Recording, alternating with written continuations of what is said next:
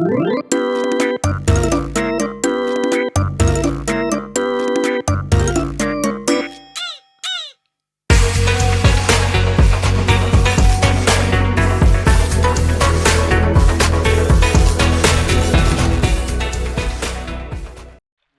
amazing how the Isekai genre has become the new norm for anime, manga, light novels, and even video games.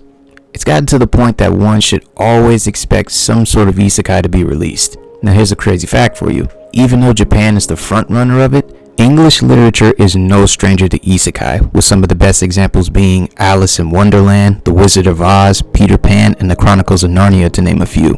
Now, anime never stepped into the world of Isekai until 1983 with the release of the anime Aura Battler Dunbine. I recommend watching it, as this is what started the genre for anime. Now, as time progresses, we would see more Isekai anime in the golden age, with the best examples being El Hazard, The Vision of Escaflowne, Fushigi Yugi, and arguably one of the best anime of the 90s, Inuyasha. This genre would unknowingly get mainstream attention thanks to the iconic Digimon series, but I believe it truly blew up with the release of the Oscar award-winning film Spirited Away. I believe that this movie is the pioneer of Isekai, because without it, no other Isekai would be as popular as they are, like the Dot Hack franchise, Sword Art Online, ReZero, Mushoku Tensei, and The Rising of the Shield Hero. Now, even though most Isekais follow the same formula, there's always that one series that pokes fun of the formula, with the best examples including Konosuba, Isekai Quartet, and of course this video's topic. So,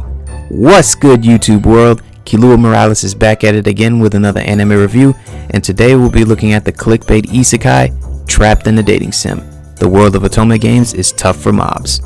Let's hop into it. So the story follows an unnamed guy being blackmailed by his spoiled little sister to play an unfair game that desperately wants to be like Armored Core, but instead has more microtransactions than an EA game. It takes him days to finally complete the game, but after he does, he decides to get revenge on his sister by blowing the whistle on her to their parents. Just as he was about to relax, he gets the Isekai treatment.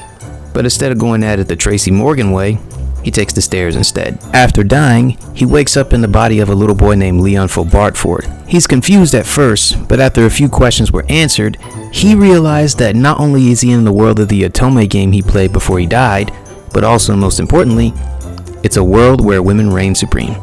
In other words, it's a world that this bitch would love. And this bitch.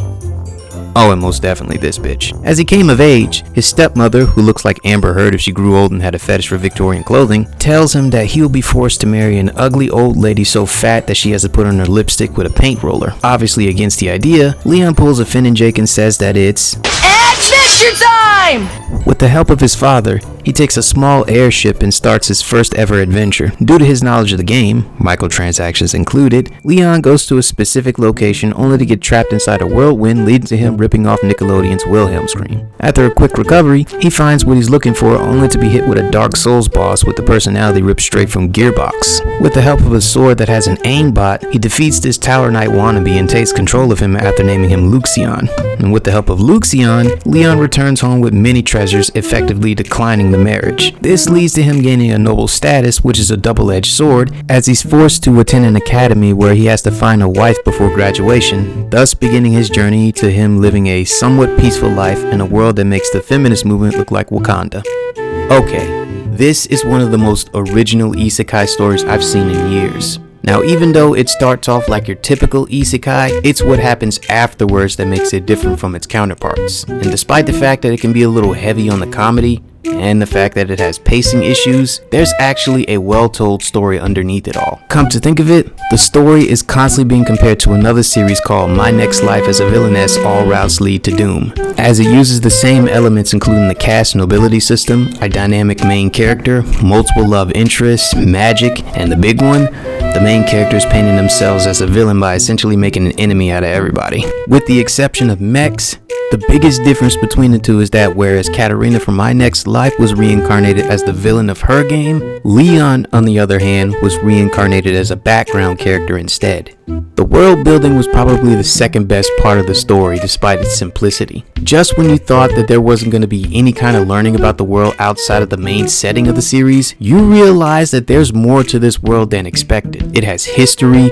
culture, ancient relics, the list goes on. Now, most isekais rarely ever establish world building, leaving their respective series bland and forgetful. And that's why I'm glad that Trapped in the Dating Sims world building is not forsaken. But the best part of the story is without a doubt the constant video game references. It kills me on how self-aware this series is, because they're clearly not hiding the fact that even though the world building establishes this world as an actual world, it never forgets its roots as a game. Throughout watching this anime, I've counted at least 20 different references to video games, with the best reference being the hit indie game Shovel Knight. It was so blatant on the reference that it made the scene that it was in not only entertaining but also extremely satisfying. In fact, that scene alone was arguably the best scene in the entire anime. The second best reference was Borderlands. In fact, there were at least 3 references that I was aware of, with one of them I'll talk about later on in the video. The characters though are pretty lacking at times, because there are multiple characters introduced at once without fully establishing characters already introduced. Now, there were a few side characters that made the anime entertaining, most of them consisting of villains, but most of the side characters are one note and didn't have any redeeming qualities. But thankfully, the main characters are what made the anime such a blast to watch.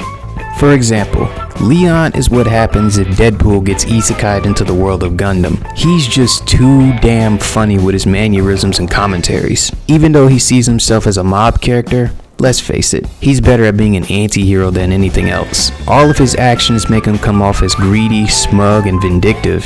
Yet in some people's eyes, he's noble, heroic, and supposedly a voice for those being oppressed. In the words of Luxion, he became the villain to be the hero. And he truly brought out that statement by simply breaking the status quo of society.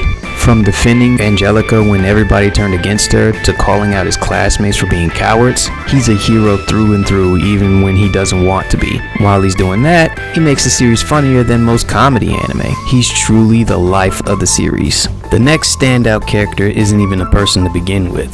Luxion is what happens if R2-D2 and the Imperial merge together with Claptrap. He doesn't really have character development, but that's perfectly fine because he doesn't need it. His chemistry with Leon makes him very entertaining to watch because of his commentary on Leon's choices. In fact, his commentary on things makes him more of a realist than Kazuya from How a Realist Hero Rebuilt the Kingdom. He just states the obvious, giving some of the most hilarious deadpan humor. But the best part of his humor is when he says or does things meant to insult or get on Leon's nerves. What makes it funny is that Leon usually responds in one of 3 ways: outbursts, sarcasm, or taking it as a compliment.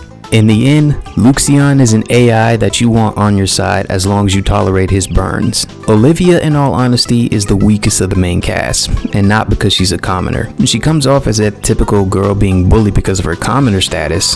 That and one of the villains of the series stole her role as the true protagonist. But when you sit down and think about it, she has some very good character development. You see her go through an existential crisis as she questions her friendship with Leon and Angelica, leading to some strong character development for them as well. Come to think of it, she can be considered a catalyst, because when she questions her friendship and purpose, this leads to Leon questioning whether he should continue his mindset of being a background character or taking the main stage, and it also leads to Angelica questioning whether she should cherish her friendship with them or remain loyal to the ways of nobility. Speaking of which, Angelica was my personal favorite of the main cast, but don't get the wrong idea, she's not best girl. That honor goes to Her Majesty. But let's talk about Angie. She's described as one of the antagonists from the original game, and she comes off that way when first introduced. That's when you see that despite the fact that she comes off as that typical bully, she's actually a character that shows concern and is just simply looking out for Prince Karen over here. She's a victim of the system despite benefiting from it for most of her life, and if anything, she should have been the main heroine over Olivia because she had the strongest character development. She's independent, caring, and noble, especially when she was willing to sacrifice herself for the sake of others. And her friendship with Olivia is really put to the test, and the result was them becoming closer than ever as they both were willing to die for the other. Then there's her relationship with Leon. It started off as strictly professional, but then it grew into romantic feelings as she started to realize, accidentally, how gallant he was and never showed her gratitude. In the end, even though she comes off as a stickler for principles and nobility, she's shown to be a normal girl with normal desires. The rest of the characters are pretty forgetful since they come straight from a lazily written otome game, but there were a few standouts. The biggest standout is Marie. Now, this two-faced is your typical spoiled and manipulative brat. She doesn't really do much in the anime, which is a letdown because what she does after the events of the anime makes her one of the best minor antagonists in the series. Now, as much as I want to talk about her, it would mean going into spoiler territory. And since there's been a recent announcement of a second season, I won't go into further detail. Just know that Marie is just a spoiled little kid that starts off like a strong antagonist, but is completely sidelined in the long run. Another standout side character is Zola, but just like Marie, she doesn't do anything noteworthy in the anime except try to force Leon into a marriage, which led to Leon becoming what he is at the end of the anime. Also, just like Marie, she has an important role later on in the story, but if you haven't read the manga or the light novels, you're gonna wonder what she does. Just know that she's an entitled bitch that won't hesitate to throw a young boy under the bus for her own benefits. The rest of the side characters can be summed up like this. Prince Julius is a hypocritical and spoiled brat. Brad, well...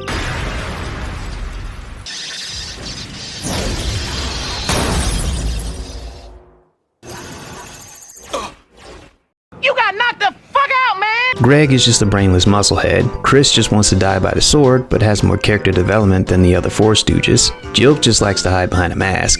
Daniel and Raymond are disloyal to the core. Her Majesty Malene...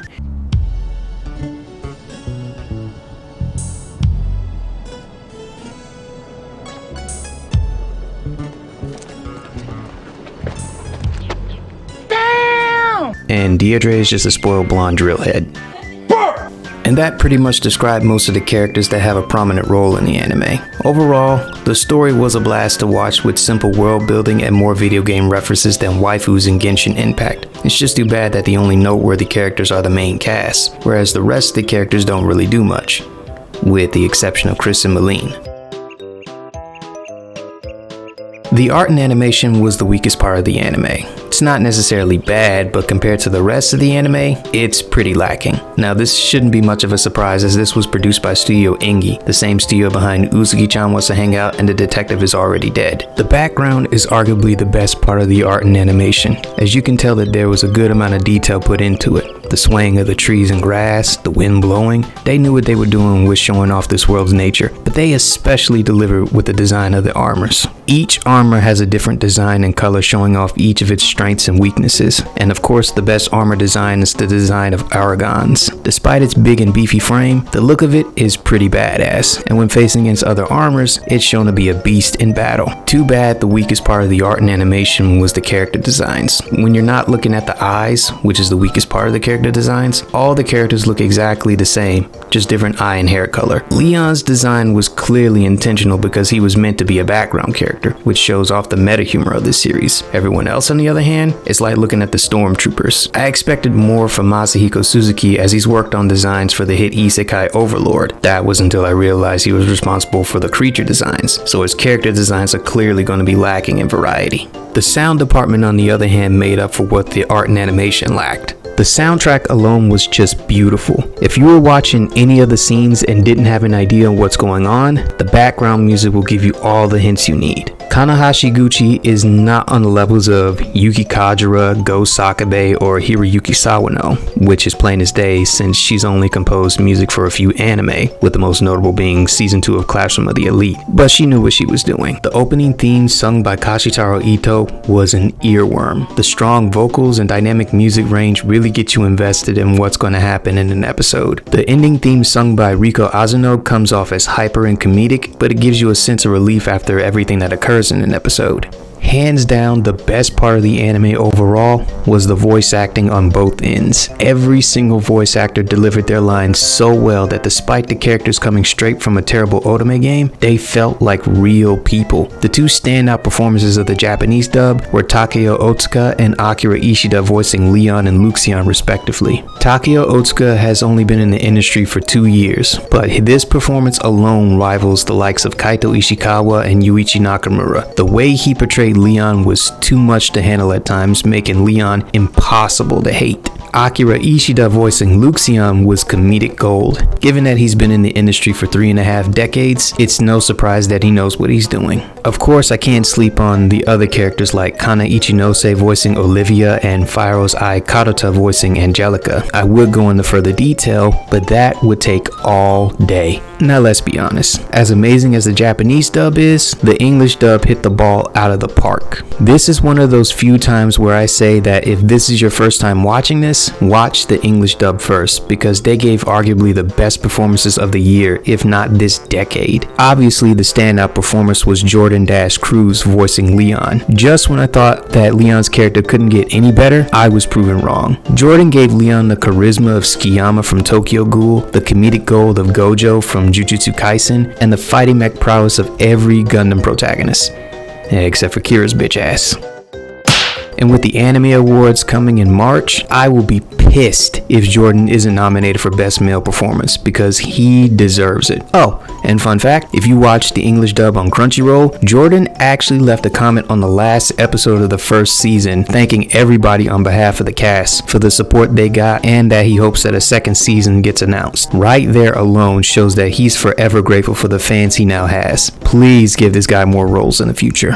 And now I can bring up the Borderlands reference I mentioned earlier, and this comes from Luxion's voice actor Jim Foronda. Now, other than the two roles you see on the screen right now, I gotta ask, does his name sound familiar? Well, it should, as this is the man that gave a voice to one of the funniest robots you'll see in video games, Claptrap. Jim had to have taken inspiration from his experience working on Borderlands, because Luxion was just too funny in the English dub. But when you don't think about that, his chemistry with Jordan and even the rest of the cast was just perfect. And when not talking about them, Crunchyroll brought an A-list cast like Jad Saxton voicing Olivia, Kristen McGuire voicing Angelica, Ian Sinclair voicing Jilk, Aaron Dismuke voicing Chris, Clifford Chapin voicing Greg, Rico Fajardo voicing Julius, Sarah Weidenheff voicing Marie. The list goes on. To put it simply, this cast is stacked with big names. Overall, the art and animation was just slightly above average, but in all honesty, just like Leon's design, it was probably intentional. But don't quote me on that. And the sound department delivered Grammy-worthy music with the voice cast on both sides giving some of their best performances in their entire career. So, what more can I say about this self-aware isekai with a clickbait name? Well, despite the somewhat lackluster art and animation, this is one of the best isekais to come out in recent years. It follows the formula that most use, but managed to poke fun of it with meta humor while at the same time giving a very well told and easy to follow story. The main characters were lovable and three-dimensional, the fight scenes were explosive and entertaining, and the conclusion left a little more questions than answers, but as I stated earlier, this anime is getting a second season, so we should expect the story to get better and the comedy to get funnier as well. It deserves that announcement, and as it stands, this is one of my favorite anime of last year. So with all that said, I can definitely say that Trapped in the Dating Sim, the world of Otome games is tough for mobs is a binge watcher. Despite all the flaws, this is one of the best anime of 2022. Well, that's it for this review. Do you agree with my rating? What were your thoughts on Trapped in the Dating Sim? Comment below to give me your thoughts. And now that that's done, let's talk about the elephant in the room. Surprise, motherfucker. Yes, what you're seeing right now is a VTuber model, so don't be surprised. Also, big shout out to Twitter and Instagram artist Lazy Buns for drawing this. It turned out better than I thought, and if you guys are interested in our artwork, there will be a link to our website and social media in the description box if you want to hit her up. But enough about that. Be prepared for not only another anime review, but also a top 10 list, and it should be obvious on what that list will be. So for now, if you enjoyed this video and want to see more like it, just like, comment, subscribe, and be sure to tap the bell icon so you're never missing out on a future video. But until then, thanks for watching. I'm leaving in Godspeed. Peace.